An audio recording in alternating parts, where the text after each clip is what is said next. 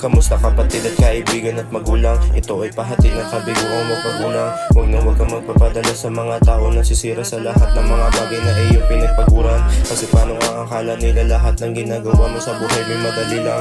Huwag ka na tumulad sa iba, ang pagkatao ay inalis sa maling gawain at lahat sila ay nabigulang. Naaalala ko pa nung 14 taon, laging tanong bakit ganun, bakit buhay ko patapon. Pero kahit pa na ganun sa lawat at mayroong tugon at ako ay nagkaroon ng bagong pagkakataon. Makabangon, makaahon at matapon ng mga dating pinagdaanan na mali. Nakatakas pagkatapos di natakot na umiwas sa bagay na siyang sisira lalo sa akin sa huli. Ipinangarap ko lang to nung umpisa kung paano pinagana ang proseso. Di ba nga nakakapagtaka? Di ka pa ba nagugulat sa mga bagay na nagagawa ko parang may kakaiba? Dati la rin na sumubok hanggang sa nakagawa na ng sarili musika. Kahit pa ako'y mahulog na mahulog, diretso pa din nakuhanin ang plinano ko nung simula. Ako nga pala si Damien at ako yung batang nahirapan dati buhay na maituwid. Ngayon ay 20 anyos halos marami nang nalaman kung paano nga ba na ang sarili ko maitawid. Kahit dati dinaan na maliit, mas pinilit ko pa din kung ano aking pasahan, di nyo kayang pasanin. At ako ang sala rin para mapag-isipan mo na mabuti ang mga bagay na dapat mo pang gawin. Tinitigan ang sarili sa harap ng salamin, kinakausap sana balang araw matupad ko rin. Ngayon nakalayo na sa mundo ko napakadilim, kaya bawat bitaw sinasamahan ko na nandiin. O ngayon alam mo na kung ba't iba aking dating nabigyan at pinagpalapan ng kakaibang galing.